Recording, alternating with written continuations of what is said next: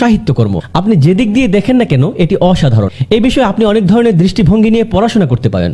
আসলে আমি একটা সেমিনার নিয়ে কাজ করছি যেটা ফেব্রুয়ারি থেকে শুরু হবে, যেখানে এই প্রত্যেকটি দৃষ্টিভঙ্গি নিয়ে আলোচনা করা হবে। আর এই প্রত্যেকটি দৃষ্টিভঙ্গিতে কিভাবে কোরআনের বাচনভঙ্গি, সূক্ষ্মতা এবং সৌন্দর্য নিয়ে গবেষণা করা সম্ভব তা নিয়ে কথা বলা হবে। আমি সম্ভবত 3টি দিক নিয়ে আজকে আপনাদের সামনে আলোচনা করব।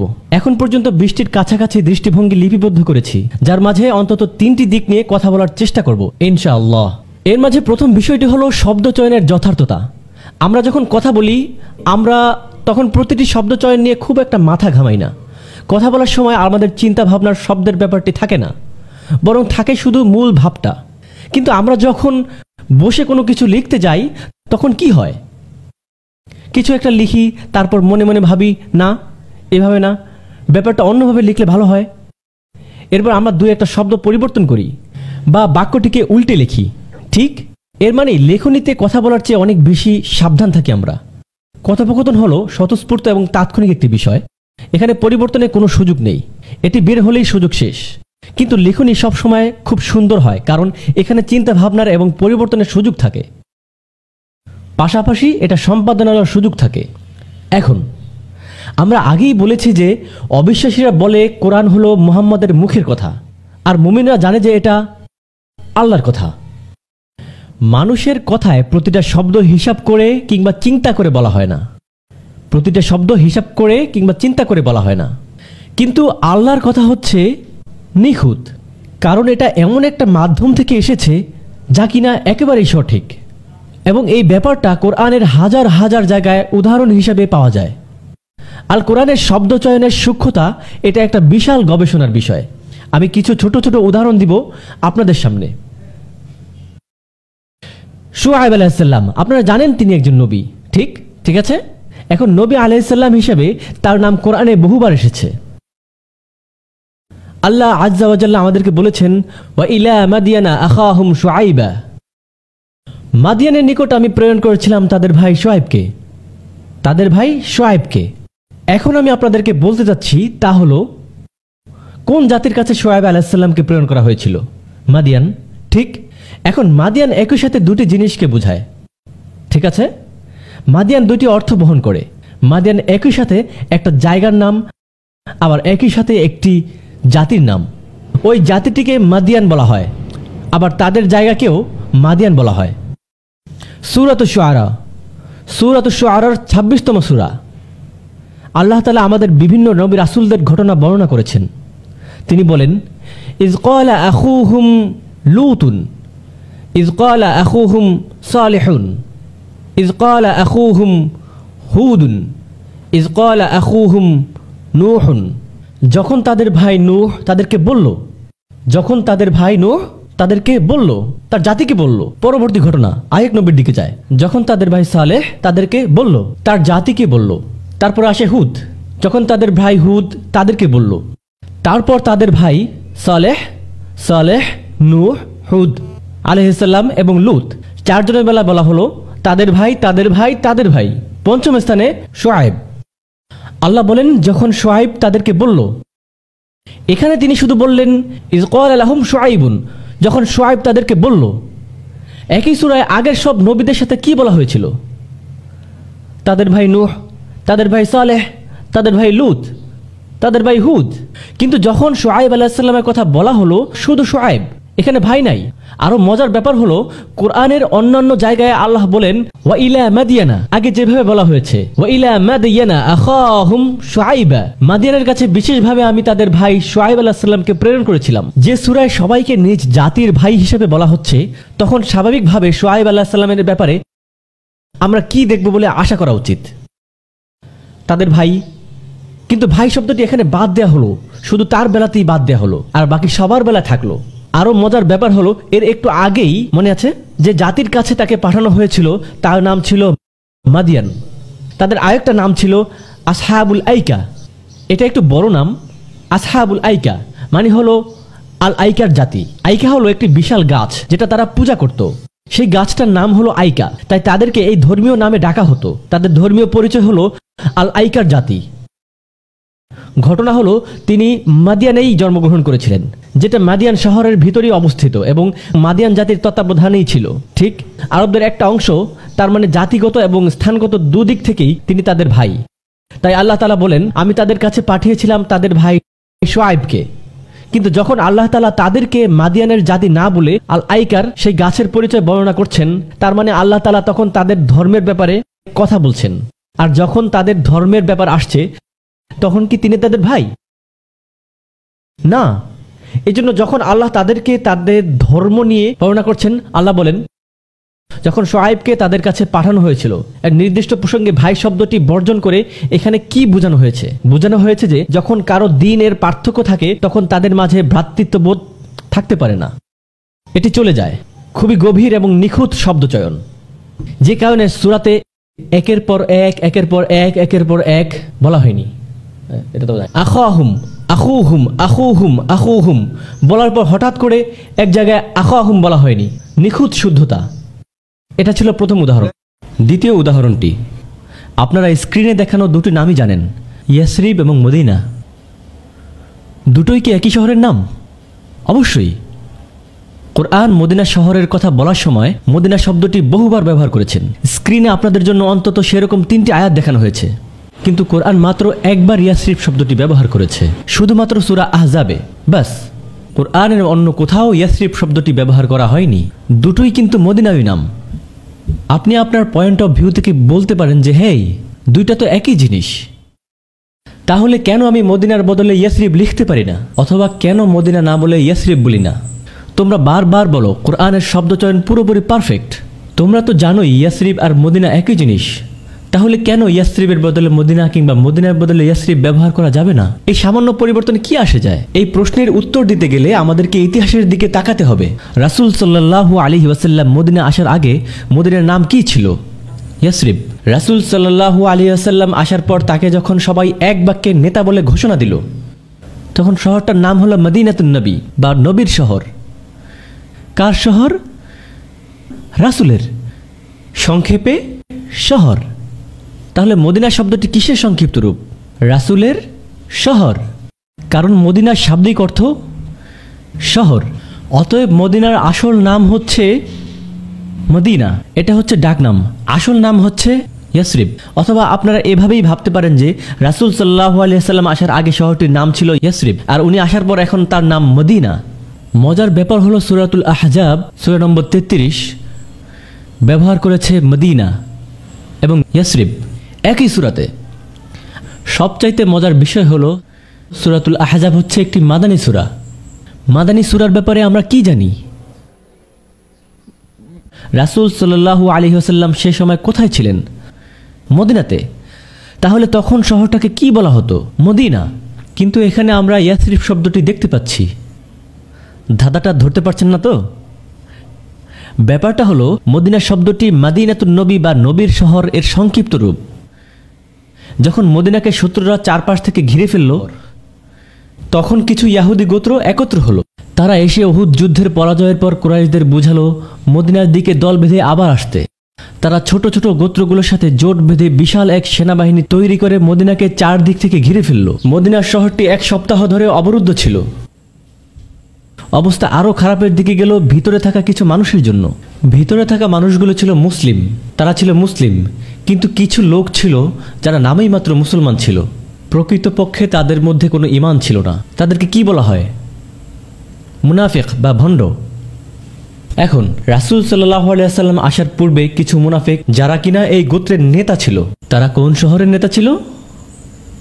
তারা ইয়াসরিবের নেতা ছিল। রাসূল সাল্লাল্লাহু আলাইহি ওয়াসাল্লাম আসার পর তারা তাদের নেতৃত্ব ছেড়ে দিতে বাধ্য হয়েছিল, কারণ স্বভাবতই মুসলিমদের নেতা কে? মুহাম্মদ সাল্লাল্লাহু আলাইহি ওয়াসাল্লাম।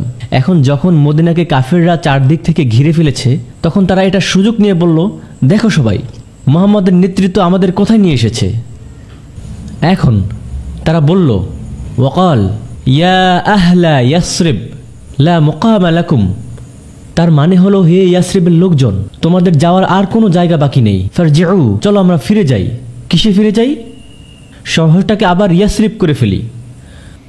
রাসূল সাল্লাল্লাহু আলাইহি ওয়াসাল্লাম নেতৃত্বে আসার আগে যেমনটা ছিল ঠিক তেমনটাই। আপনারা কি বুঝতে পারছেন যে ইয়াসরিব শব্দটি ব্যবহার করে তারা কি প্রকাশ করল? কারণ যদি তারা রাসূল সাল্লাল্লাহু আলাইহি ওয়াসাল্লামকে তাদের নেতা বলে আসলেই মেনে নিত, তাহলে তারা কোন শব্দটা ব্যবহার করত? মদিনা। তাই শুধুমাত্র এই শব্দটা ব্যবহার করে আল্লাহ সেই শব্দটা ধরেছেন, কোরআন সেটাকে প্রকাশ করেছেন, এবং আমরা সেখান থেকে তাদের আসল উদ্দেশ্য কি সেটা বুঝতে পারি, যেটা হলো একদিন শহরটা আবার ইয়াসরিব হয়ে যাবে, মদিনা আর থাকবে না। এই ব্যাপারটা আরও স্পষ্ট এবং আরও পরিষ্কার হয় যখন আমরা অন্য আরেকটি সূরায় যাই, সূরাতুল মুনাফিকুন। সেই সূরাতে কাদের কথা বলা হয়েছে? মুনাফিকদের। মুনাফিকদের নিয়ে সূরাটা অনেক ইন্টারেস্টিং। সূরাটা শুরু হয়েছিল মুনাফিকদের রাসূল সাল্লাল্লাহু আলাইহি ওয়াসাল্লামের প্রতি আনুগত্য প্রকাশ দিয়ে। মুনাফিকরা তাদের স্বভাব থেকে সরে গিয়ে রাসূল সাল্লাল্লাহু আলাইহি ওয়াসাল্লামের প্রতি আনুগত্য দেখানোর জন্য বলতো, ইযা জাআকাল মুনাফিকুন ক্বালু ইন্নাকা লা রাসূলুল্লাহ। মুনাফিকরা যখন আপনার কাছে আসে তখন তারা বলে, আমরা সাক্ষ্য দিচ্ছি, কোনো সন্দেহ নাই নিশ্চিতভাবে আপনি আল্লাহর রাসূল। মুসলমানদের রাসূলকে প্রতিবার এটা বলতে হতো না, শুধুমাত্র মুসলমান হওয়ার সময় বললেই হতো, তাই না? যখন সে ইসলাম গ্রহণ করে শুধু তখন সেটা বলা দরকার, আর বাকি সময়গুলোতে দরকার নেই। কিছু লুকাতে গেলে বাচ্চারা যেরকম বলে আমি কিছু করিনি, তখন আপনি প্রশ্ন করবেন, তখন আপনি বলবেন তুমি কি করনি? ঠিক, এটা আসলে অপরাধ বোধ থেকে বলা। তাদের অপরাধী বিবেক তাদেরকে বারবার বলতে বাধ্য করে, আমরা আসলেই বিশ্বাস করি যে আপনি আল্লাহর রাসূল। তারা রাসূলের প্রতি আনুগত্য দেখানোর জন্য বলেছে, লা ইর রাজা'না ইলাল মাদিনা লা ইখরুজান্নাল আ'আজ্জু মিনাল আজাল। তারা বলেছে আমরা যখন মদিনাতে ফিরে যাব, কারণ তারা তাদের আনুগত্য দেখানোর চেষ্টা করেছিল, আর তাদের আসল আনুগত্য কাদের প্রতি সেটা প্রকাশ পেয়ে গেল। আরেকটি চমৎকার তুলনা হতে পারে মক্কা আর বাক্কা। এই দুটি নাম আগে কখনো শুনেছেন আপনারা?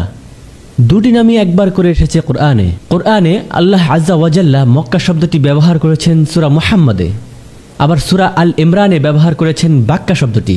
ইতিহাসগতভাবে শব্দ দুটি মক্কা শহরটির ভিন্ন দুটি নাম মাত্র। অনেকে বলে থাকেন যে বাক্কা ছিল প্রাথমিক সময়ের নাম আর মক্কা পরবর্তী সময়ের। তবে ভাষাতাত্ত্বিকদের মত এই যে মক্কা হলো শহরটির মূল নাম আর বাক্কা হলো এর ডাক নাম। মক্কা হচ্ছে আসল নাম আর তার ডাক নাম হচ্ছে বাক্কা। বাক্কা শব্দটি এসেছে আরবি ক্রিয়াপদ বাক থেকে, যার অর্থ জনাকীর্ণতা।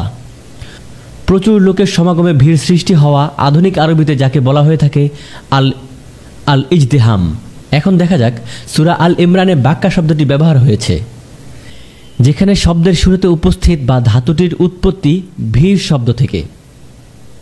ওয়ালিল্লাহি আলান নাসি হিজ্জুল বাইত। হজ শব্দটির সাথে কিসের চিন্তা মাথায় আসে? লোক সমাগম, ভিড়। তাহলে হজের প্রেক্ষাপটে সবচেয়ে উপযুক্ত শব্দ কোনটি? বাক্কা। কিন্তু সূরা মুহাম্মাদে উল্লেখিত অংশে হজের কোনো কথাই নেই, তাই সেখানে এসেছে মূল শব্দটি মক্কা।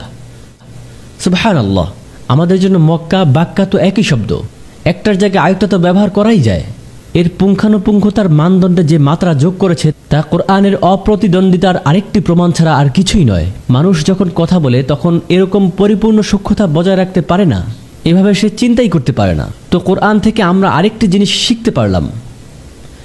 আমরা কথা বলার সময় অর্থাৎ আমাদের জিহ্বা এর ব্যাপারে অনেক অনেক অনেক সচেতন হতে হবে।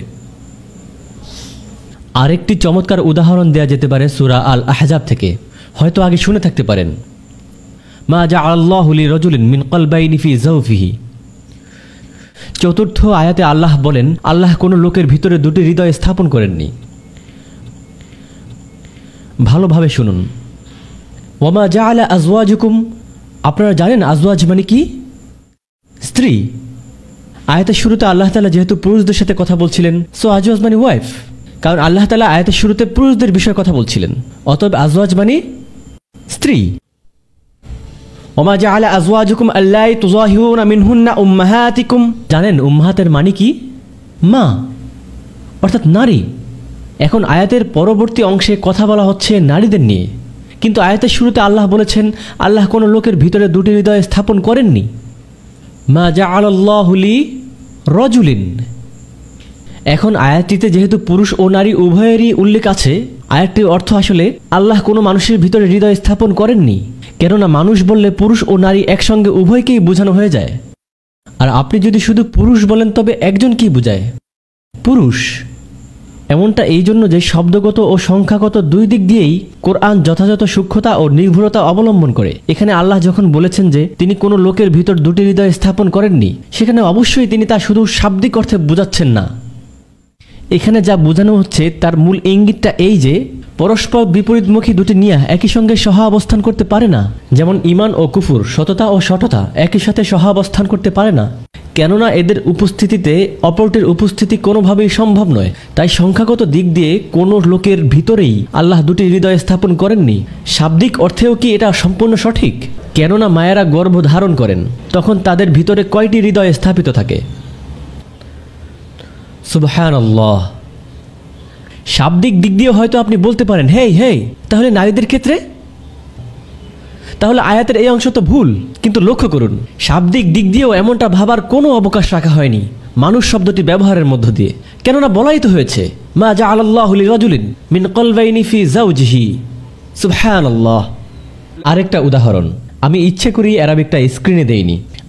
আমি যত পারি সহজ ভাষা বলার চেষ্টা করব ইনশাআল্লাহ, যতটুকু সহজভাবে বলা যায়। আল্লাহ স্থিতিশীলতার কথা অনেকবার বলেছেন, এর জন্য অ্যারাবিক শব্দ হলো আস-সাকিনা। আল্লাহ আযজা ওয়া জাল্লা বলেছেন, হুয়াল্লাযী আনজালাস সাকিনাতা ফি কুলুবিল মুমিনিন। তিনি মুমিনদের অন্তরে সাকিনা দান করেন। তিনি মুমিনদের অন্তরে সাকিনা দান করেন। কিন্তু অন্য জায়গায় সূরা আল ফাতহ আর সূরা তাওবাতে ফাআনজালাস সাকিনাতাহু আলা রাসূলিহি ওয়া আলাল মুমিনিন হুয়াল্লাযী আনজালাস সাকিনা, অ্যাকচুয়ালি ফাআলিমা মা ফি কুলুবিহিম ফাআনজালাস সাকিনাতা আলাইহিম।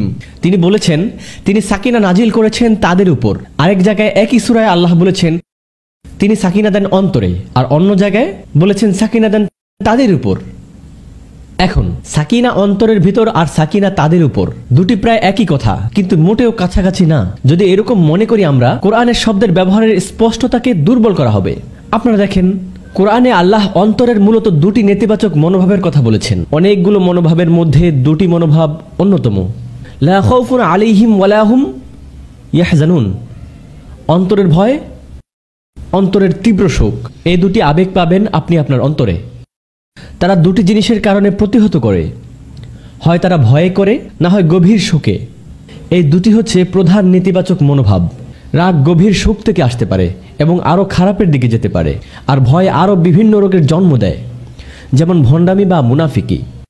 এটির উৎস হতে পারে ভয়। এখন এই দুটি অনুভূতি আরবি সাহিত্য এবং কবিতায় ছিল, এমনকি সেটা ইসলাম আসার পূর্বেও। রাগকে বর্ণনা করা হয়েছে এমন কিছু হিসেবে যা প্রচণ্ড ক্ষিপ্রতা গড়ে তোলে অন্তরের ভিতর, এবং এটি এমন কিছু যা যায় না। যেমন আপনার বন্ধুরা আপনাকে কিছু বলার কারণে আপনি তাদের উপর রাগ করে আছেন, এবং তারা যখন আপনাকে কথাটি বলেছে আপনি শুধু সেই সময়ই না, বরং আপনি যতবার তাদের চেহারা দেখেন ক্রোধে ফেটে পড়েন। ব্যাপারটা আপনার অন্তরে, এটি বসে গেছে আপনার অন্তরে। আপনি সেই সময় এটিকে ছেড়ে আসতে পারেননি। সূরা ফাতহ এর শুরুতে মুসলিমরা মদিনা থেকে সম্পূর্ণ পথ পাড়ি দিয়ে হজ করতে গেল। তারা কি হাজ্জাত হুদাইবিয়া করতে পারল? এখন তাদের অন্তরে কি আছে? রাগ বা হতাশা? আমরা এগুলো বলে এসেছি। আপনি যদি সিরাহ পড়েন আপনি অনেক হতাশাপূর্ণ কথা পাবেন, এমনকি বিশ্বাসীগণের মুখেও, তাই না? তাহলে সাকিনা বা প্রশান্তি কোথায় দরকার? অন্তরের ভিতর, অন্তরের ভিতর। কিন্তু ভয়, এমনকি আরবি প্রতিশব্দ আপনি এটিকে পাবেন শির। ভয় এমন কিছু যা চামড়ার উপর অনুভব হয়। ভয় এমন কিছু যা আপনি আপনার পুরো শরীরে অনুভব করেন। এটি কাঁপুনি দেয়। এটি আপনার সম্পূর্ণ অন্তর থেকে আসবে, অন্তরের ভিতর না থেকে অন্তরের উপরে থাকবে। কিন্তু এটি যখন আপনার অন্তরের উপর, তখন ভীতিকর পরিস্থিতি শেষ হলে কি হয়? আপনি স্বাভাবিক অবস্থায় ফিরে যান। আপনার বাচ্চারা মাঠে খেলছে এবং হঠাৎ করে বজ্রপাত হলো, বাচ্চারা ভয় পেয়ে যাবে। বজ্রপাত শেষ, তারা আবার খেলতে যায়, তাই না? ঠিক এরকমই আমরা। আপনি ভীতিকর পরিবেশে ভীতিকর কিছু শুনলেন, কিন্তু সেই পরিবেশ যাওয়ার সাথে সাথেই আপনি স্বাভাবিক হয়ে যাবেন। ভয়টা অবধারিতভাবে আসে না, কিন্তু রাগ আসার জন্য কারণ লাগে। কারোর দ্বিতীয়বার কিছু করা লাগে না আপনাকে রাগানোর জন্য। সেই পুরনো রাগ আবার ফিরে আসে কোনো কারণ ছাড়াই। আপনারা বুঝতে পারছেন? এখন অন্তরের রাগ বা ভয়কে পরাজিত করতে আপনাকে কি নিয়ে আসতে হবে? প্রশান্তি। তাহলে এসব অবস্থায় যখন সাকিনাকে আল্লাহর সাথে উল্লেখ করা হলো, সাকিনা তাদের উপর পাঠানো হলো, যেমনটা হয়েছিল রাসূল সাল্লাল্লাহু আলাইহি ওয়াসাল্লাম আবু বকর সিদ্দিক রাদিয়াল্লাহু তাআলা আনহুর সাথে গুহায় ছিলেন এবং অনুসন্ধানী দল তাদের খুঁজছিল হত্যা করার জন্য। এই অবস্থাটি কিসের ছিল? এই অবস্থাটি ছিল ভয়ের। তাই আল্লাহ তাদের উপর সাকিনা পাঠালেন, তাদের উপর। আপনারা জানেন সূরা ফাতহের শেষে যখন কাফেররা একত্র হলো, তারা একত্র হলো এই দলীয় মনোভাব নিয়ে যাতে তারা একটি দল বানাতে পারে মুসলিমদের বিরুদ্ধে যুদ্ধ করতে। এটি খুবই ভীতিকর পরিস্থিতি ছিল মুসলিমদের জন্য, কারণ অস্ত্র খুবই কম ছিল। আল্লাহ তাদের উপর সাকিনা পাঠালেন। যখন আল্লাহ আযজা ওয়া জাল্লা তাদের প্রতিশ্রুতি দিলেন যে তারা মক্কায় শান্তিপূর্ণভাবে প্রবেশ করবে, লা তাদখুলুন্নাল মাসজিদাল হারামা ইনশাআল্লাহু আমিনিন, তোমরা এতে শান্তিপূর্ণভাবে প্রবেশ করবে এবং যাই হোক লা তাখাফুন, তোমরা কিছু নিয়েই ভয় পাবে না, ভয়কে প্রত্যাখ্যান করো। এবং সেই পরিস্থিতিতে তিনি তাদের উপর সাকিনা পাঠালেন। আপনি যদি এটি এমনি উদ্দেশ্যহীনভাবে পড়েন, আপনি বলবেন আরে এটা তো একই কথা। কিন্তু আপনি যদি যথাযথভাবে শব্দের গভীরতার দিকে তাকান এবং অব্যয়গুলোর ভিতর থেকে উপরের দিকেও খেয়াল করেন, এগুলো শুধুমাত্র অব্যয়, এমনকি সেটা অবিশ্বাস্যভাবেও সঠিক। এবার যে উদাহরণটা দিব সেটা আমার অনেক পছন্দের। যালিকাল কিতাবু আয়াতটির পরবর্তী অংশটি কি? লা রাইবা ফি। অনেকেই এই আয়াতটা জানেন, ঠিক তো? এখন কেউ কি বলতে পারবেন যালিকা কথাটির মানে কি? মানে হচ্ছে ওই। যালিকাল কিতাব মানে হলো ওই বইটি। এখন খেয়াল করুন, আমি যদি ওই এর পরিবর্তে এই বলি, তাহলে কোন কথাটির দ্বারা বেশি কাছে বোঝায়? কোনটির দ্বারা বেশি কাছে বোঝায়, এই বইটি নাকি ওই বইটি? অবশ্যই এই বইটি। ওই বইটি বললে দূরে বোঝায়, কারণ যালিকা শব্দটি ওই বা দূরবর্তী কিছুকে নির্দেশ করছে। কিন্তু কাছের কোনো জিনিসের জন্য আমরা ওই ব্যবহার করব না, বরং ব্যবহার করব এই। কোরআনের একটি কৌতূহলী দিক হচ্ছে, কোরআনে ওই বইটি কথাটি বেশ কয়েকবার আসলেও ওই কোরআন কথাটি কোনোবারই না এসে বরং বহু ক্ষেত্রে এসেছে এই কোরআন।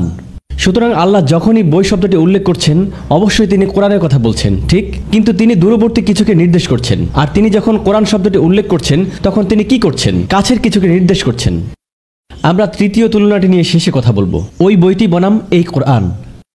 লক্ষ্য করুন, বই শব্দটির আরবি হলো কিতাব, এর আসলটা হলো কাতাবা ইয়াকতুবু। কোনো কিছু লেখার অর্থ থেকে কিতাব শব্দটি এসেছে। কিতাব শব্দটির মূল অর্থ হলো কোনো কিছু লেখার মাধ্যমে তা সংরক্ষণ করে রাখা, অর্থাৎ লিখে রাখা।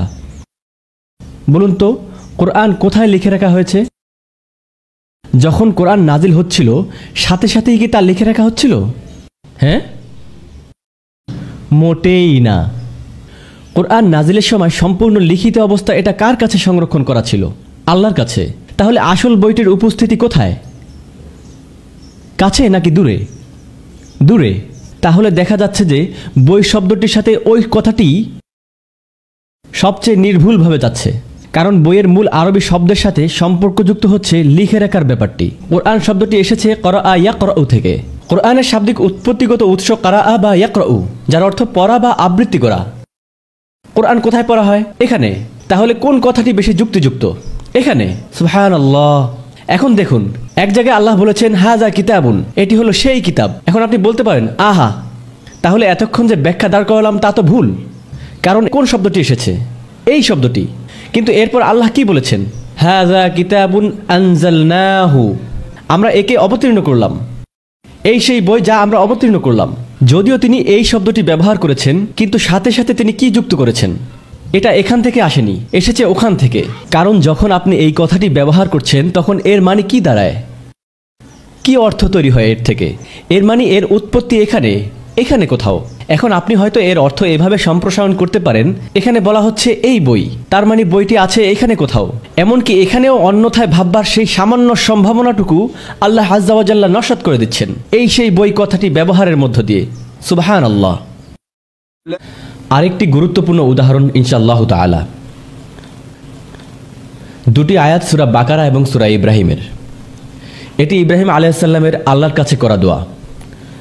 সূরা বাকারাতে এসেছে রব্বি জাআল হাযা বালাদান আমিনা, হে আমার প্রভু পরিণত করুন একে এক শান্তিময় শহরে, একে এক শান্তিময় শহরে।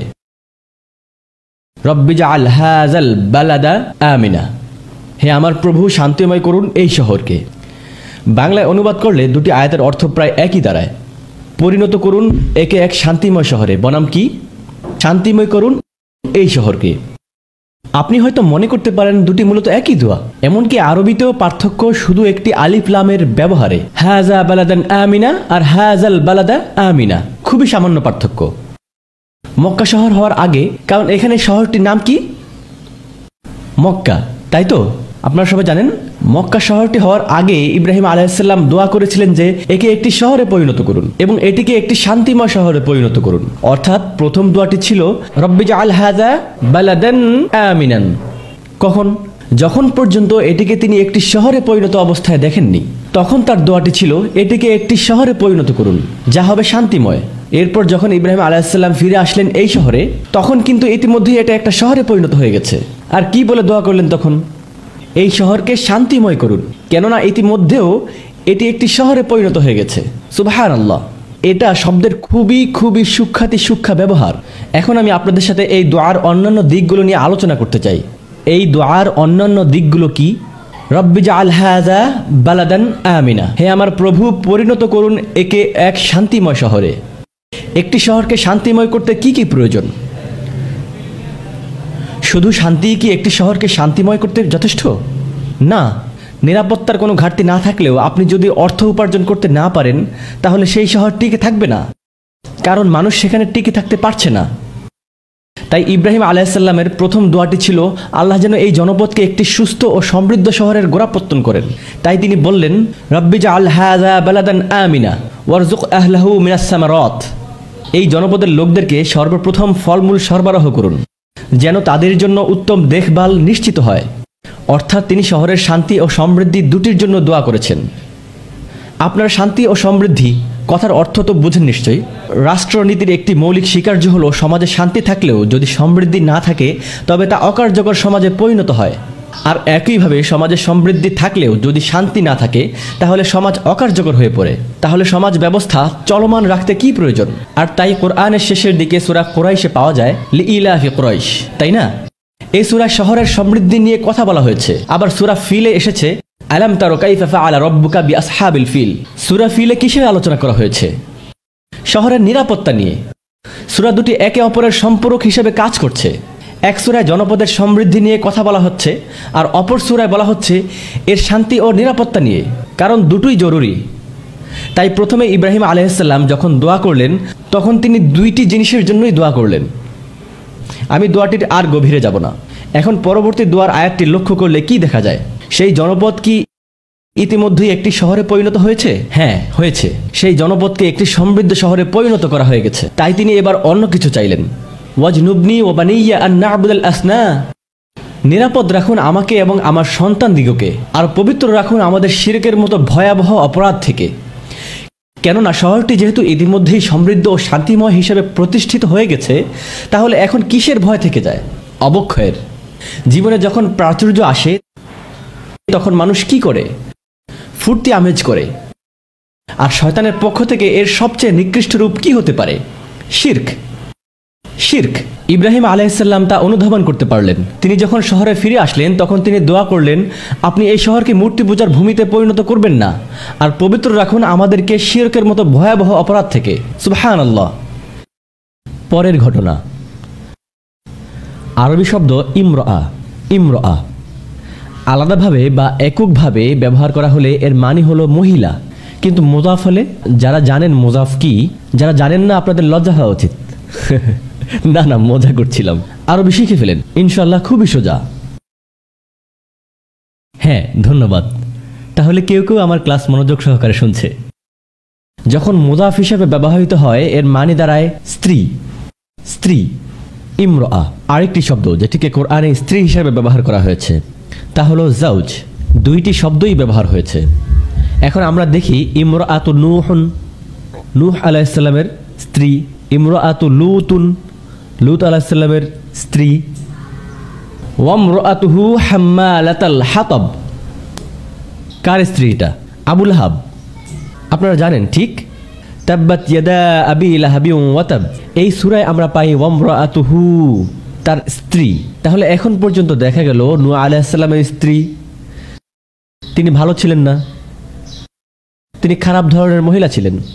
লূত আলাইহিস সালামের স্ত্রী বাজে ছিলেন। আবু লাহাবের স্ত্রী ভয়ঙ্কর খারাপ। তারপর ইমরাতুহু জাকারিয়া, আল্লাহ আযজা ওয়া জাল্লা জাকারিয়া আলাইহিস সালামের নিকট ফেরেশতা পাঠিয়ে বললেন, আন্না ইয়াকুনা লি ওয়ালাদ ওয়া কানাত ইমরাতি আকিরান। ইমরাতি, তার স্ত্রী ভালো না খারাপ? খুবই ভালো। তাহলে ইমরাত শব্দটি ভালো মহিলাদের ক্ষেত্রে ব্যবহৃত, খারাপ মহিলাদের ক্ষেত্রে ব্যবহৃত হয়েছে। তাহলে এটা বলা যাবে না যে ইমরাত কেবল খারাপ মহিলাদের ক্ষেত্রে ব্যবহৃত। আবার দেখেন, ইমরাত আজিজ, মন্ত্রীর স্ত্রী, সূরা ইউসুফে সেই মন্ত্রীর স্ত্রী ভালো মহিলা না খারাপ মহিলা? খারাপ মহিলা। ফেরাউনের স্ত্রী ইমরাত ফেরাউন সেরাদের মাঝে অন্যতম। তার মানে সুস্পষ্টভাবে এটাও বলা যাবে না যে এটা ভালো মানুষদের জন্য হচ্ছে, ঠিক? এটা একেবারেই বলা যাবে না। কিন্তু এরপর আমি যে বিষয়টা আপনাদের সামনে তুলে ধরতে চাই সেটা হলো আরবি জাউজ বা জাউজা শব্দটি এসেছে জাওয়াজ থেকে, যার শাব্দিক অর্থ হলো জোড়া দেওয়া। জোড়া দেওয়ার উদ্দেশ্য কি হয়? একটি জোড়া হলো একটি জিনিসের দুইটি অংশ যা একসাথে আরো মহৎ কিছু তৈরি করে। রাত আর দিন একসাথে হয়ে একটি সম্পূর্ণ দিন তৈরি করে, ঠিক? সূর্য আর চন্দ্র একটি জোড়া, ঠিক? একইভাবে পুরুষ এবং মহিলা একটি জোড়া।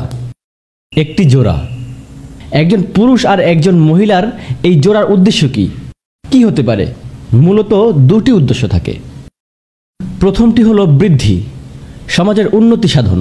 যখন দুজন মানুষ বিয়ের বন্ধনে আবদ্ধ হয়, এই দুজন মানুষের দ্বারা সমাজে ফিতনার ঝুঁকি কমে যায়। দুটি পরিবার একত্রে আসে। যখনই দুজন বিয়ে করে অবসম্ভাবীভাবে এটি সমাজে উৎকর্ষ সাধন করে এবং অনিষ্ট কমায়। কিন্তু এই উৎকর্ষতা তখনই সম্ভব যখন স্বামী স্ত্রীর সফলভাবে এগিয়ে চলে এবং তাদের লক্ষ্য থাকে উৎকর্ষতা সাধন, ঠিক?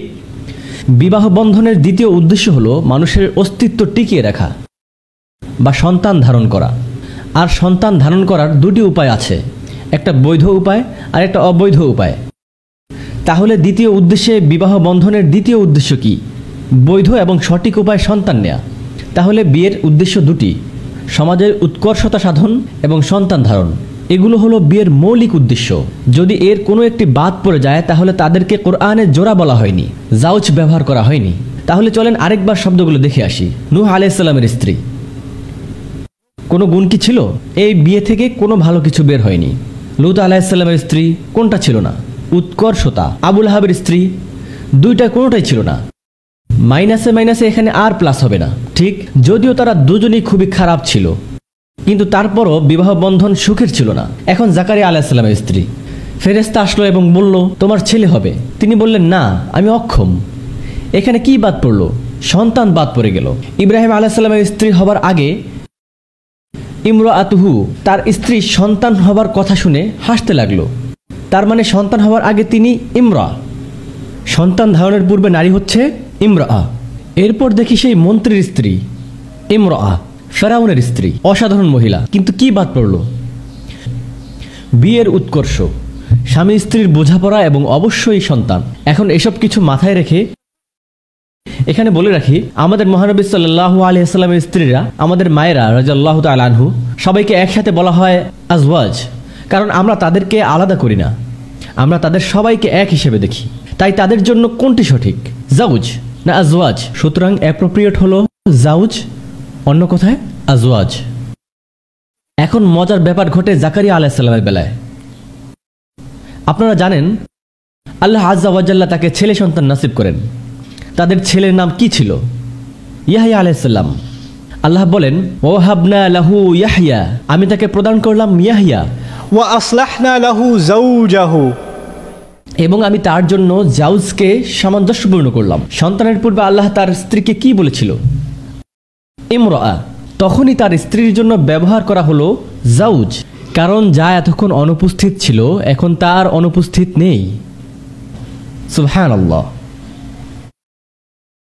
এইটা একটু কঠিন হবে, আগেই সাবধান করে দিচ্ছি। আনজারতুকুম, ওকে। আপনারা জানেন অনেকগুলো সূরায় শপথ বা অঙ্গীকার রয়েছে।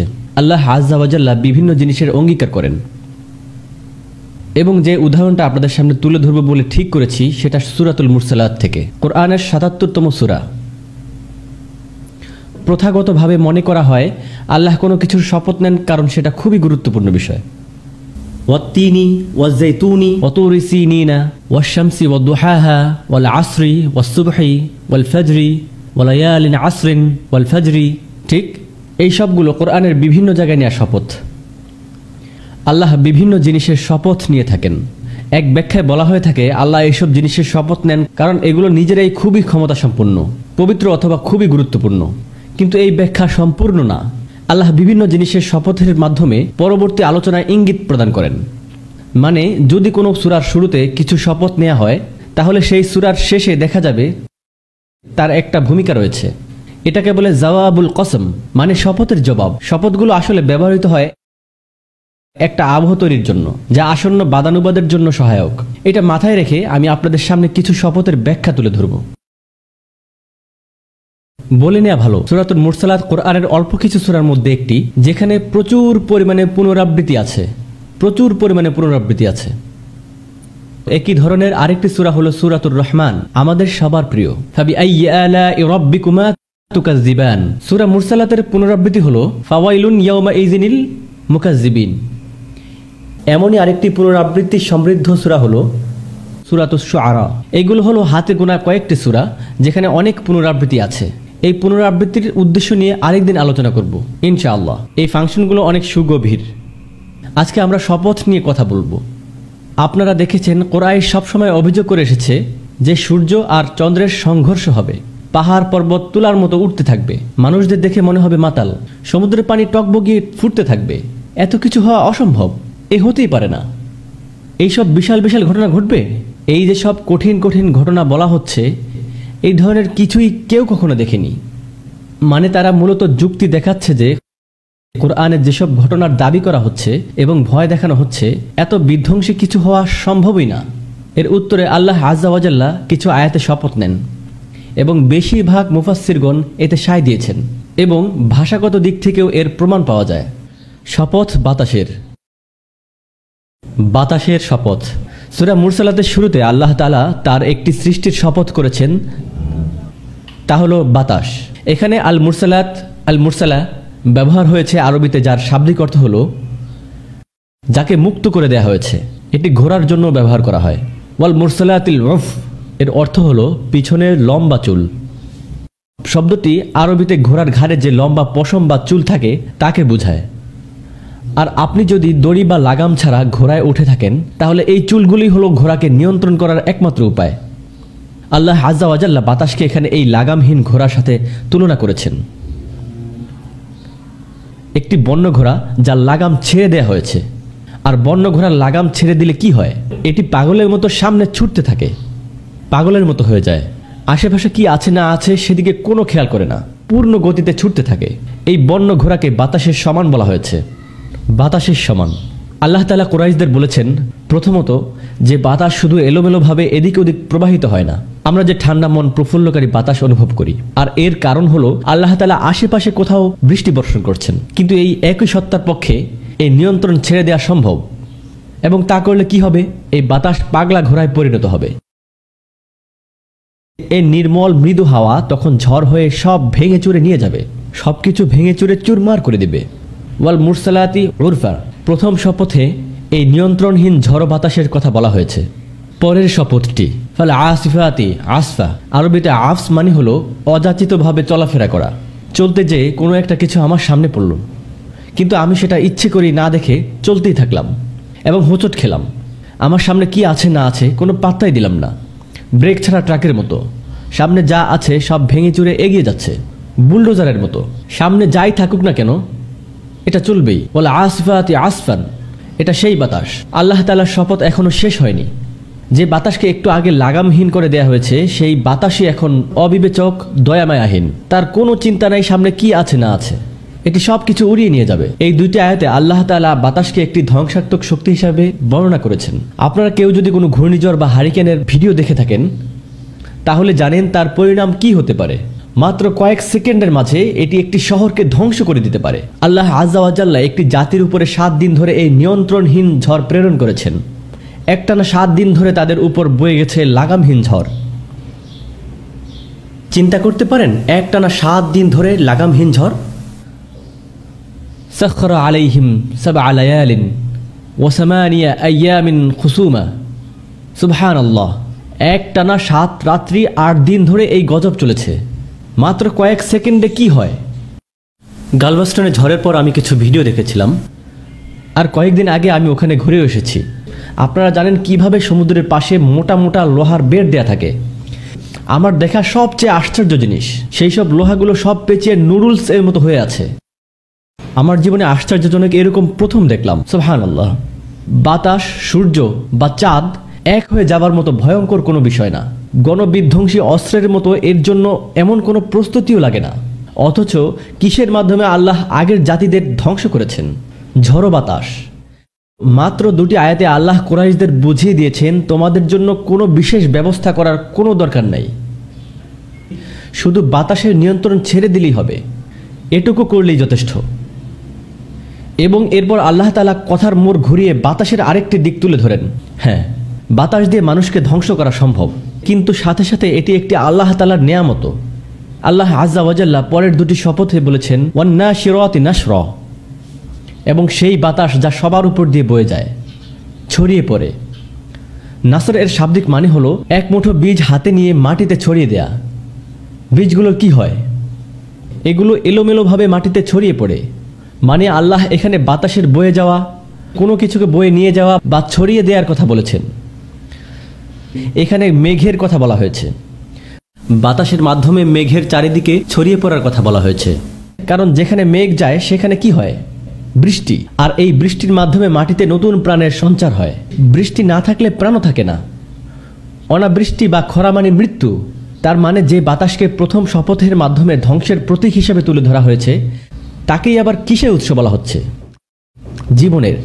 ইদানিংকালে আমরা জানতে পেরেছি যে বাতাস শুধু মেঘই বয়ে নিয়ে যায় না, আরও কি বয়ে নিয়ে যায়? পরাগরেণু, যার মাধ্যমে ফলমূলের শুরু হয়। এই পরাগরেণু এক জায়গা থেকে আরেক জায়গায় ছড়িয়ে পড়ে বাতাসের মাধ্যমে। এটা আসলে আল্লাহ তাআলার একটি নিয়ামত। ওয়ান্নাশিরাতি নাশরা। আল্লাহ আজ্জা ওয়া জাল্লা চারিদিকে এই মেঘকে ছড়িয়ে দেন। আপনাদের মনে হয় যে বাতাস আজকে ওই দিকে না এই দিকে বইছে, অথবা আজকে এখানে বৃষ্টি হবে ওখানে হবে না। সব অগোছালো। তারা এটাকে বলে প্রকৃতির খেয়াল। আমরা জানি কোনো কিছুই অগোছালো না। এই সব কিছু খুব সূক্ষ্ম হিসাব করে হয়। কার হিসাব? আল্লাহ তাআলার। তাই তিনি বলেন ফাল ফারিকাতি ফারকান। তিনি যিনি খুব সূক্ষ্মভাবে সবকিছু বন্টন করেন, যে আজকে এখানে বর্ষণ হবে না, এই জায়গা আজকে শুষ্ক থাকবে, আর এখানে বৃষ্টি হবে। ফাল ফারিকাতি ফারকা। এই পর্যন্ত তাহলে 2টি বিষয় নিয়ে কথা বলা হলো। বাতাসের মাধ্যমে প্রাণ সঞ্চার হয় এবং আর কি হয়? মৃত্যু। দুটাই। এরপর আল্লাহ আজ্জা ওয়া জাল্লা বর্ণনা করেন ফাল মুলকিয়াতি যিকরা। তারা মানুষকে স্মরণের সংস্পর্শে আনেন। এই বাতাস মানুষকে কিছু ব্যাপার স্মরণ করিয়ে দেয়। এই ব্যাপারে আমি অল্প কিছু বিষয় আপনাদের সামনে তুলে ধরব, যা বাতাস আমাদেরকে মনে করিয়ে দেয়।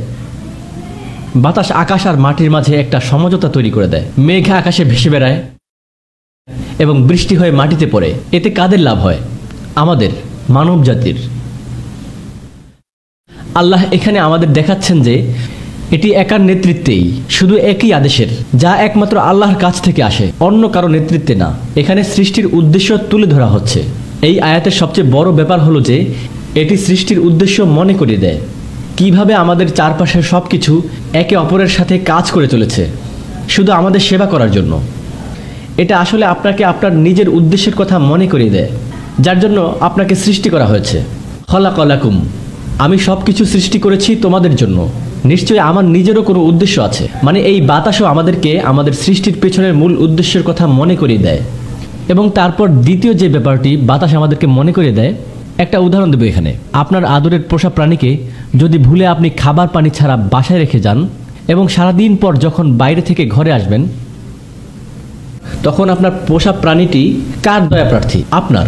যতক্ষণ পর্যন্ত না আপনি পিরিচে করে তাদের খাবার না দেন অথবা তার মুখে পানি তুলে না দেন, ততক্ষণ পর্যন্ত সে আপনার কাছে মিনতি করতে থাকবে। সেই প্রাণীটি আপনাকে আঁচড় দিক, আপনার কোনো কিছু ছিঁড়ে ফেলুক, আপনার কথা শুনুক আর না শুনুক, সবশেষে তারা কার কাছে সমর্পণ করে?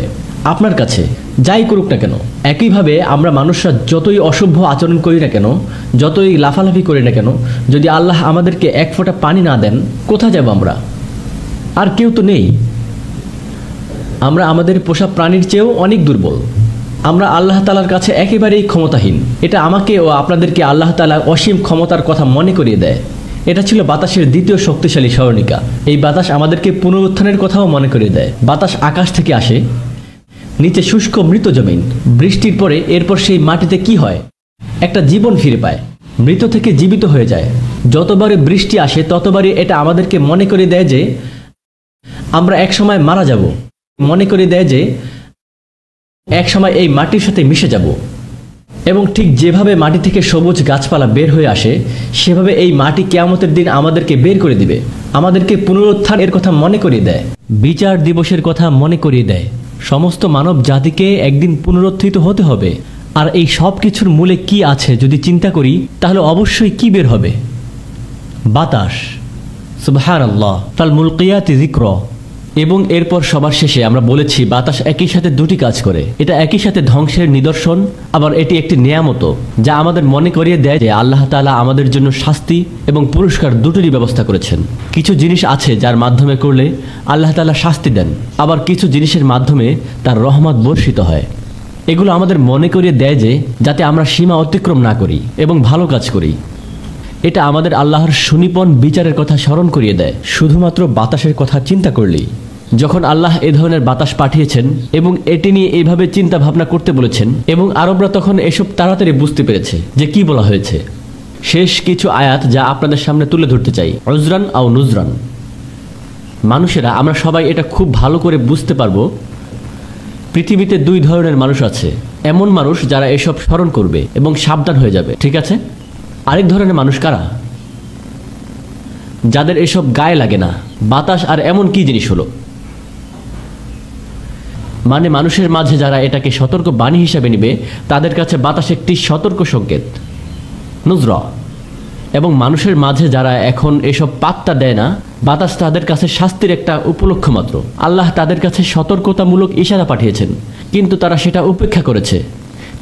তাই বাতাস তাদের জন্য শাস্তি দেওয়ার একটা মাধ্যম হয়ে দাঁড়িয়েছে, স্রষ্টার সৃষ্টির একটি কারণ, একটি হেতু বা একটি উপলক্ষ, যা তাদের বিপক্ষে সাক্ষী দেবে। উজরান আও নুজরান। এই সব শপথ বা কসমের পর এখন পর্যন্ত যা বলা হলো সবই শপথ। এর মাধ্যমে আমাদের পরবর্তী মূল যুক্তিতর্কের জন্য প্রস্তুত করা হচ্ছে। মূল কথাটা কি? ইন্নামা তুআদুনা লাওয়াকির। তোমাদের প্রতি যে অঙ্গীকার করা হয়েছে তা ঘটবেই, এর বিন্দু মাত্র কোনো সন্দেহ নেই। এসব আসন্ন। তোমাদের যা অঙ্গীকার করা হয়েছে তা হবেই। বাতাস যেমন আল্লাহর রহমত এবং গজব দুটোই পৌঁছে দেয়, তেমনি আমরাও হয় আল্লাহর অশেষ নেয়ামত পাব অথবা তার চরম শাস্তি ভোগ করব। কোরআনে নেয়া শপথগুলো নিজেরাই এক একটা অসাধারণ সাহিত্যকর্ম, প্রত্যেকটাই।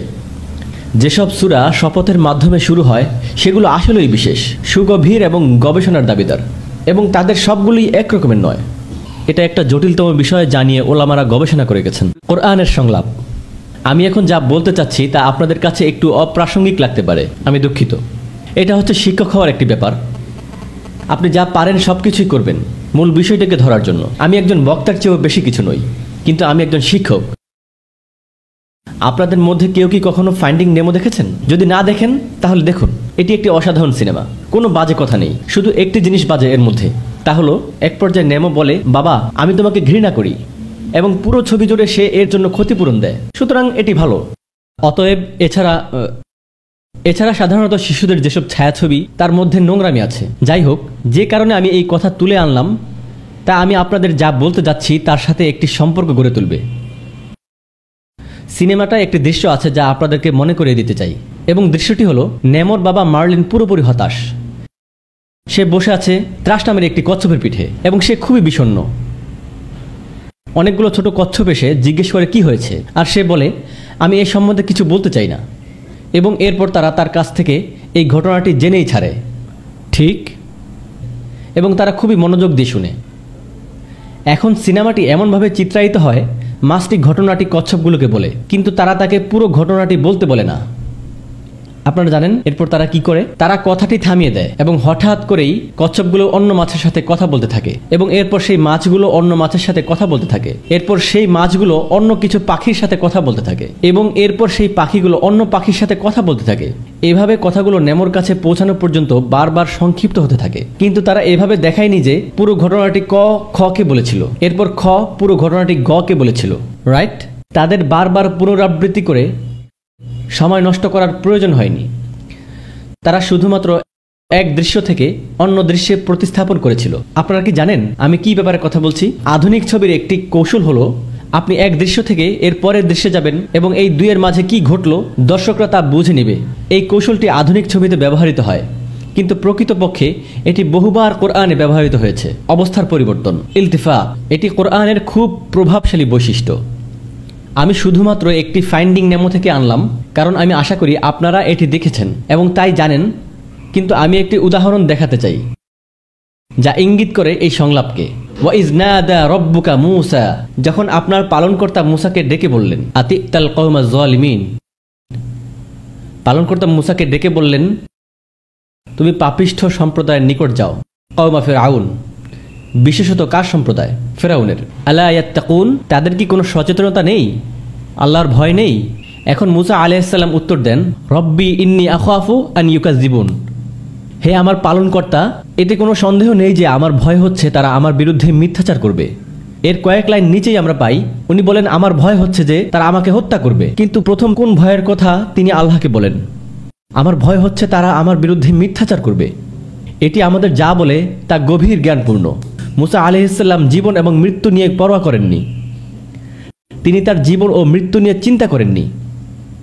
আল্লাহ তাকে যে দায়িত্ব দিয়েছেন তা নিয়ে তিনি উদ্বিগ্ন ছিলেন। তিনি চাননি আল্লাহ তাকে যে দায়িত্ব দিয়েছেন তাতে কোনো বাধা আসুক, এবং তারা যদি তার বিরুদ্ধে মিথ্যাচার করে তাহলে তিনি তার দায়িত্ব পূরণে সফল হবেন না। তাই তিনি প্রথমে যে ভয়টি আল্লাহর কাছে ব্যক্ত করেন তা হলো তারা আমার সম্পর্কে ভ্রান্ত ধারণা দেবে, তারা আমার বিরুদ্ধে মিথ্যাচার করবে, তারা আমাকে অসম্মান করবে, আমার বিরুদ্ধে কুৎসা রটাবে। ইন্নী আখাফু আন ইউকাযযিবুন, এমন কিছু যা আল্লাহ তাকে যে কাজ দিয়েছেন তার সাথে সম্পর্কিত। এবং তারপর দ্বিতীয় সমস্যা, ওয়ায়াদিকু সদরি, আমার অন্তর শক্ত হয়ে যায়। মূসা আলাইহিস সালাম তার মেজাজের জন্য পরিচিত ছিলেন। যখন মানুষজন তার সাথে আল্লাহর ব্যাপারে কথা বলতো কিছু আপত্তিকর শব্দ ব্যবহার করে, যেমনটা ফেরাউন করেছিল। যখন কেউ স্পষ্টতই ভুলভাবে বলতো প্রথমে, কিছু মানুষ আছে যারা উত্তরে শান্ত থাকতে পারে, অপরদিকে বাকিরা মেজাজ খারাপ করে ফেলে যখন তারা জঘন্য কিছু শুনে। এবং কিছু মানুষের কাজ হচ্ছে বিতর্কে তারা এমন জঘন্য কিছু বলবে যা এতটাই মেজাজ খারাপ করে দিবে যে আপনি ঠিকভাবে চিন্তা করতে পারবেন না, এবং এরপর আপনি কথা হারিয়ে ফেলবেন। এমন নয় যে আপনি জানেন না আপনি কি সম্বন্ধে কথা বলছেন, কিন্তু আপনি এতটাই ক্ষিপ্ত যে আক্ষরিক অর্থে আপনি আর কথাই বলতে পারছেন না। এবং সে বলে তার সেই সমস্যাটি আছে। তিনি বলেন ওয়ায়াদিকু সদরি, যখন আমি হতাশ হয়ে যাই আমার অন্তর শক্ত হয়ে যায়। ওয়ালা ইয়ানতালিকু লিসানি, এবং আমার জিহ্বা স্পষ্টভাবে উচ্চারণ করা বন্ধ করে দেয়। এখানে তিনি শুধু তার তোতলামি নিয়ে কথা বলছেন না, বরং আরও অন্য কিছু নিয়ে বলছেন। যখন তিনি খুব বেশি রেগে যান তিনি তার চিন্তাধারাগুলো ঠিকমতো ধরে রাখতে পারেন না, এবং তিনি ভয় পাচ্ছেন যে যদি তিনি বিফল হন সেই দায়িত্ব, সেই কাজটি ভুক্তভোগী হবে। তাই আমি ভয় পাচ্ছি। ওয়ালা ইয়ানতালিকু লিসানি ফাআরসিল ইলা হারুন, সুন্দর কথা। হারুনকেও প্রচারের দায়িত্ব প্রদান করুন, তাকেও একজন নবী বানিয়ে দিন। আমি যদি বিফল হই তাহলে সে কাজ করবে, আমি গুরুত্বপূর্ণ নই। কি গুরুত্বপূর্ণ উনি বলেছেন? সেই দায়িত্ব। তাই তিনি বলেছেন হারুনকেও আমার সাথে পাঠান, এই জন্যই কারণ আমি বিফল হতে পারি। সাথে তিনি বলেছেন ওয়ালাহুম আলাইয়া যামবুন, এবং যদিও তারা বিশেষত আমার বিপক্ষে, আমার বিরুদ্ধে তাদের একটি অভিযোগও আছে। কি সেই অভিযোগ? আমি একজনকে হত্যা করেছি এবং আমি এই ভয় পাচ্ছি যে তারা আমাকে হত্যা করবে। তিনি হারুন আলাইহিস সালামকে প্রথমে খুঁজেন, প্রথমে তাকে দায়িত্ব দিতে চান। এরপর তিনি বলেন আমাকে হত্যা করতে পারে, এবং এজন্যই হারুনকে প্রথমে দেয়া প্রয়োজন, কারণ যদি তিনি মারা যান তাহলে কে বার্তা প্রচার করবে। তাই তিনি তার যুক্তিসহ সমাধান ব্যাখ্যা করেন কেন হারুনকে তার জায়গায় দেয়া উচিত। সুবহানাল্লাহ, তিনি নিহত হবার ভয় পাননি, তিনি ভয় পাচ্ছেন তার দায়িত্ব অসম্পূর্ণ থাকার। সুবহানাল্লাহ আলাইহিস সালাম ফাআখাফু আন ইয়াকতুলুন, আল্লাহ তাকে বলেন না না না, ফাযহাবা, তোমরা দুজনই যাও। এই সংলাপের শুরুটা ছিল আল্লাহ এবং মূসার মধ্যে, এবং আল্লাহ কাকে যেতে বললেন? তোমরা দুজন। তাহলে কি বোঝা গেল? আল্লাহ দোয়াটা কবুল করেছেন, তোমরা দুজনই যাও। ফাযহাবা বিআয়াতিনা, আমাদের অলৌকিক নিদর্শনসমূহ নিয়ে যাও। এবং এরপর তিনি বললেন ইন্না মাআকুম মুস্তামিউন, আমরা তোমাদের কথা শুনব, আমরা তোমাদের মধ্যে শ্রোতা সাধারণ হয়ে থাকব। আল্লাহ তার নিজের সম্বন্ধে বলেছেন। আল্লাহ কিন্তু বলতে পারতেন আমরা তোমাদের দেখে রাখব, ঠিক, আমরা তোমাদের পাহারা দিয়ে রাখব। এখন আপনি একজনকে দূর থেকে দেখে রাখতে পারেন, পর্যবেক্ষণ করতে পারেন, কিন্তু যখন আপনাকে কারো কাছ থেকে কিছু শুনতে হয় তাহলে আপনাকে কোথায় থাকতে হয়? আল্লাহ তার মায়া দেখাচ্ছেন, তার নৈকট্য দেখাচ্ছেন। তিনি চাইছেন মুসা এটি অনুভব করুক যে আল্লাহ তার কাছেই আছেন, তাকে সহায়তা দান করছেন। আল্লাহ বলেন, আমরা শুনতে যাচ্ছি। এছাড়া আল্লাহ আমাদের এখানে আরও একটি শিক্ষা দেন। সংলাপটি তোমার আর কার মাঝে? ফেরাউন। তাহলে আল্লাহ যদি বলেন উনি মনোযোগ দিয়ে শুনবেন, তাহলে আমরা কি করছি? মনোযোগ দিয়ে শোনা, এই কথাটি অনেক কিছুই বোঝায়। এজন্য আমাদেরকে মনোযোগ দিয়ে শোনা উচিত। ফাতিয়া ফিরআউন, রূপান্তরটি দেখুন। তোমরা দুজনই তাহলে ফেরাউনের কাছে যাও। ফাকুলা, তোমরা উভয়ে বলো, ইন্না রসুল রব্বিল আলামিন, আমরা দুজনই বিশ্বজগতের পালনকর্তার একজন রাসূল, আমরা অবিচ্ছেদ্য। তারা কিন্তু বলেন নাই আমরা দুজন রাসূল, তারা বলেছেন আমরা রসুল, এক বচনে। তুমি আমাদের বিভক্ত করতে পারো না। ইন্না রসুল রব্বিল আলামিন আন আরসিল মা'আনা বানি ইসরাঈল। প্রথম কথা তারা বলতে যাচ্ছিলেন আমরা বিশ্বজগতের পালনকর্তার রসুল। দ্বিতীয় কথা তারা বলতে যাচ্ছিলেন বনি ইসরাইলকে আমাদের সাথে যেতে দাও, তাদের উপর থেকে তোমার ক্ষমতা সরিয়ে ফেলো। আপনারা নিশ্চয়ই জানেন বনি ইসরাইলরা দাস ছিল, তাই না? তারা ফেরাউনের অধীনে ছিল। তাহলে তাদের দুটি দাবি। প্রথম দাবি, আমরা বিশ্বজগতের পালনকর্তার রসুল। দ্বিতীয় দাবি, বনি ইসরাইলকে আমাদের সাথে যেতে দাও। এখন আমি আপনাদেরকে রূপান্তরটি দেখাতে চাই। ফেরাউন বলল, একটু দাঁড়ান, আগের আয়াতগুলোতে কে কথা বলছিল? আল্লাহ মুসার সাথে কথা বলছিলেন আলাইহিসসালাম, এবং পরোক্ষভাবে হারুনের সাথে আলাইহিসসালাম। ঠিক পরের আয়াতটিতে কে উত্তর দিচ্ছে? ফিরআউন। আমাদেরকে একটি রূপান্তর দেখানো হলো। আল্লাহ তাদের বললেন এটা বলার জন্য। আমরা বুঝে নিলাম যে তারা গিয়েছিল এবং এটি বলেছিল। পুনরাবৃত্তি করার দরকার নেই, এটি অপ্রয়োজনীয়, এটি বোঝা যায়। কিন্তু আমি এটিকে ঠিক এভাবে দেখাতে চাই না। মুসা আলাইহিসসালাম বলেই দিয়েছেন তার বিরুদ্ধে একটি অভিযোগ আছে। তিনি একজন আসামি হিসেবে পরিচিত। সেখানে কাউকে খুন করার অভিযোগ তার বিরুদ্ধে। তিনি একজন নিখোঁজ আসামি, তিনি পলাতক, তিনি সেই শহর থেকে পালিয়ে গিয়েছেন। তিনি তার ঘরেও উকি দিতে পারেন না, শহরের আশেপাশে আসতে পারেন না। ওনাকে কোথায় যেতে হবে? রাজপ্রাসাদে। সেখানে একটি বিশাল সংখ্যক পাহারাদার আছে। আপনি পুলিশ স্টেশনে গিয়ে নিহত হবার সর্বোচ্চ সম্ভাবনা আছে।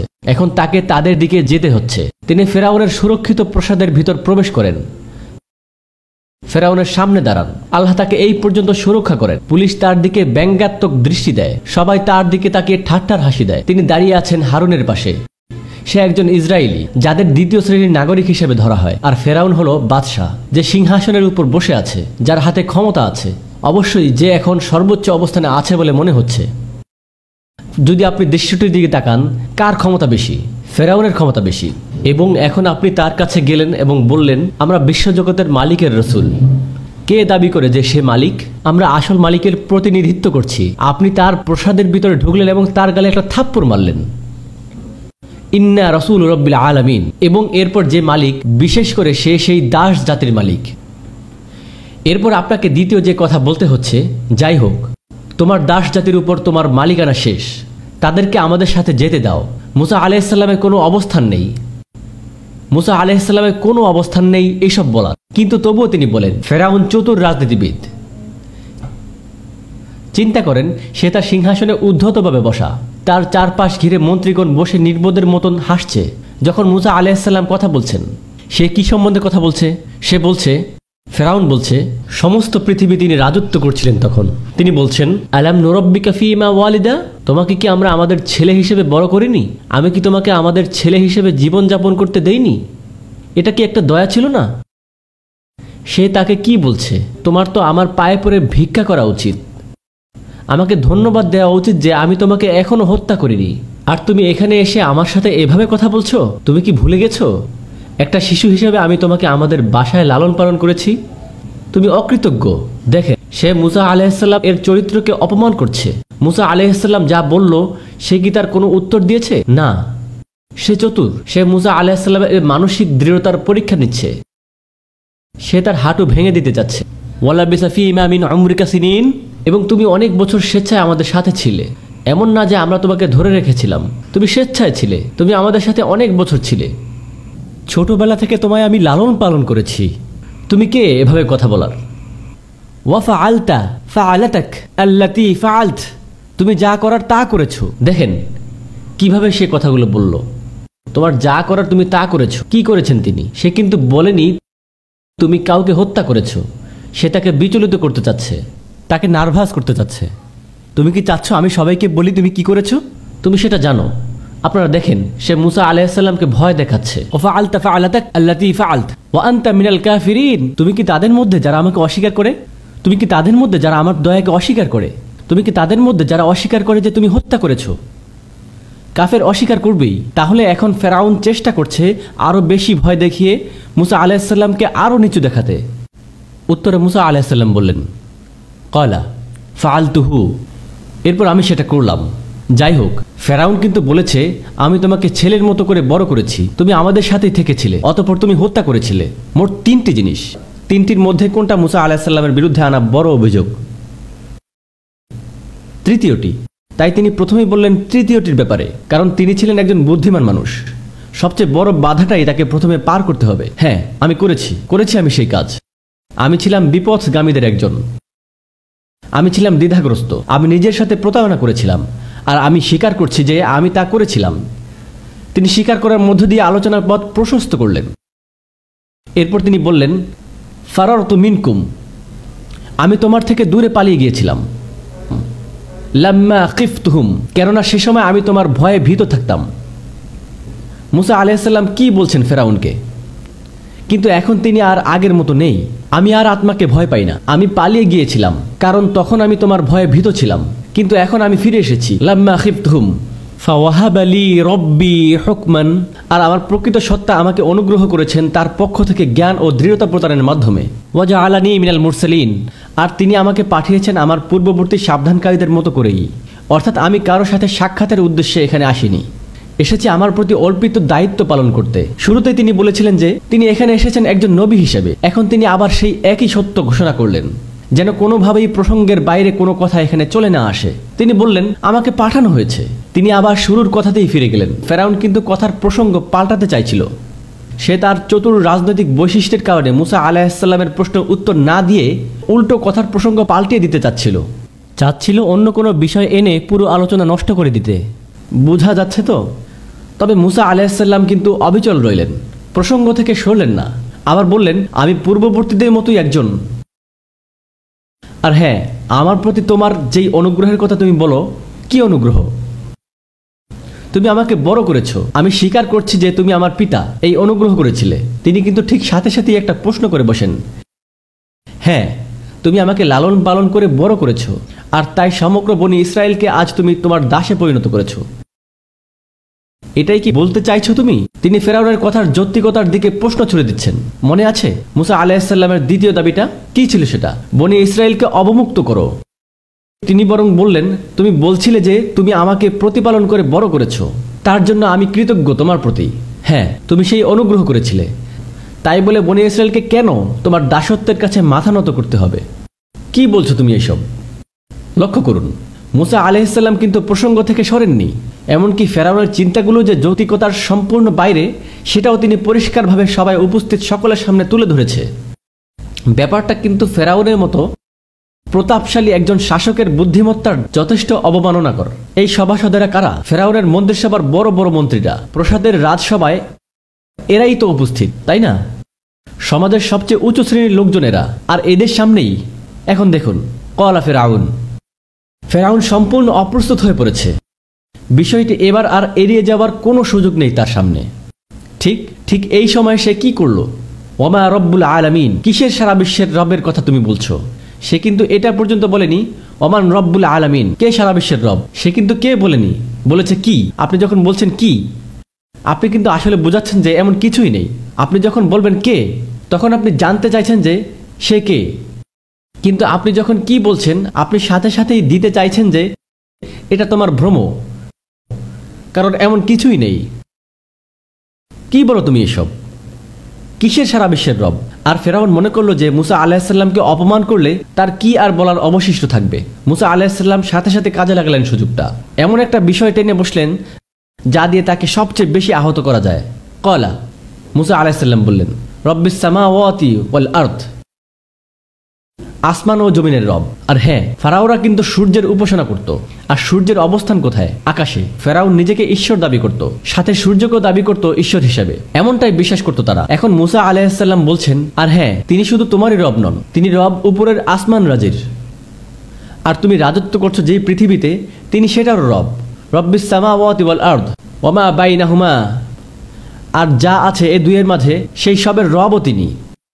ইন কুনতুম মুমিনিন, তিনি কিন্তু বললেন না যে ইন কুনতুম মুকিনান, কিন্তু তিনি বললেন না যে তুমি যদি আশ্বস্ত হতে চাও। কি বললেন মুসা আলাইহিস সালাম? তিনি বললেন তুমি তো ইতিমধ্যেই পরাজিত হয়ে গেছো, আমি এখন কথা বলবো তোমার বাকি সভাসদের সাথে। তিনি এবার বললেন তিনি একমাত্র রব আসমান ও জমিনের এবং যা কিছু আছে এ দুইয়ের মাঝে। এখন কথা বলছেন সভাসদদের সাথে, কেননা কুনতুম বহুবচন শব্দ।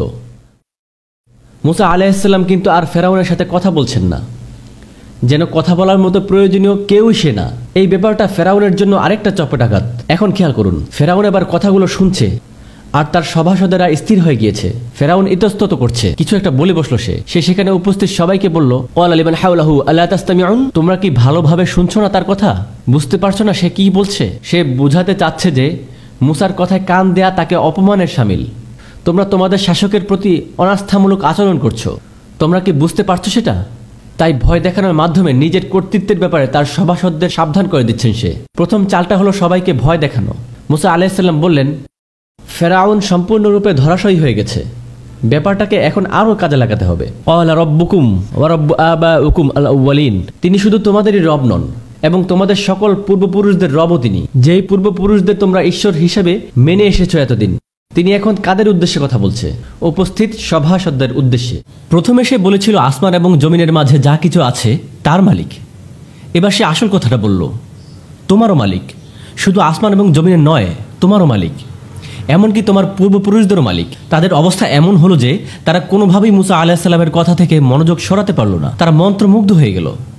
তো ফেরাউন কি করলো? সে মরিয়া হয়ে উঠল।